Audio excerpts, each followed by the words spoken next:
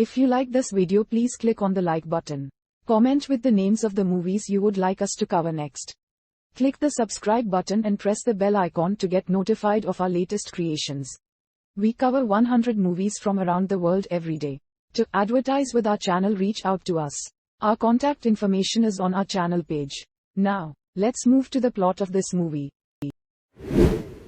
Frank Falenchik is a hitman for his Polish mob family in Buffalo, New York. He has a drinking problem, as a result of which he messes up the critical assignment of preventing Eddie O'Leary from arrival. Family getting on a train bound for New York and organize the Chinese against them in town, as this has put the family business in peril. Frank's uncle Roman Kosminski, head of the family, sends him to San Francisco to get on RR. If he doesn't, he will no longer work for the family. At his first Alcoholics Anonymous meeting, Falenchik ducks out early and comes face to face with Dave, Roman's contact. He forces him to accept a job at a funeral parlor. Frank meets Laurel Pearson, a quirky client he meets at the funeral home when she comes by to drop shoes off for her deceased stepfather. At the funeral, he gets up the nerve to ask her for coffee. Frank's sponsor warns him that RR and dating might not mix.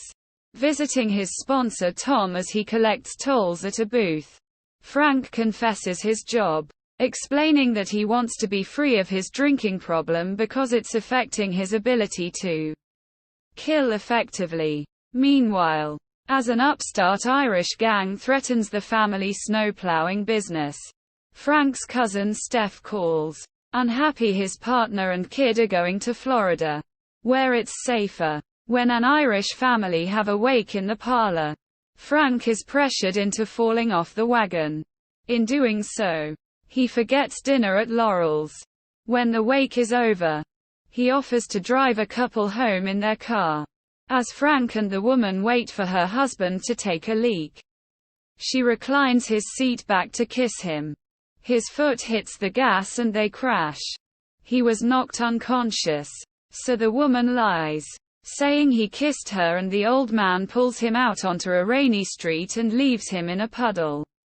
The next morning, after Frank tells Laurel how he fell off the wagon, he takes her to an RR meeting. He tells his story for the first time, and is open about his profession.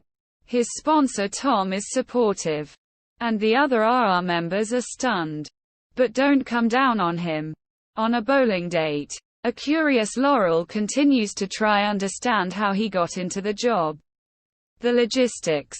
As they get closer, Frank shows her his scrupulous records, and he tries to make token restitution by sending gift cards to the families whose loved one he killed unnecessarily badly because he was drunk. Dave approaches Frank, asking him to do something about a building inspector who insists a building his real estate agency could make millions on be torn down as it's not earthquake safe.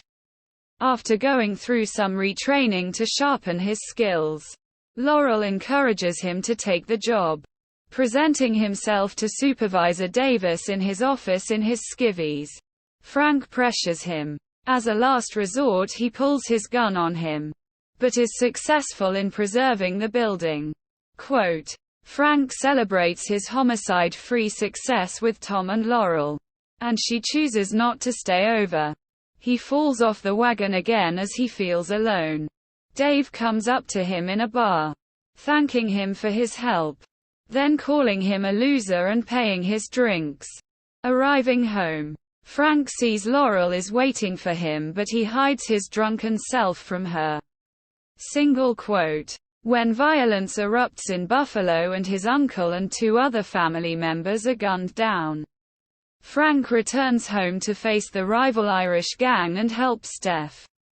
With assistance from Laurel, he manages to suppress them, finally getting his revenge on O'Leary. He returns to San Francisco, with support from Laurel, Steph and Tom. Frank celebrates getting his one-year chip at RR.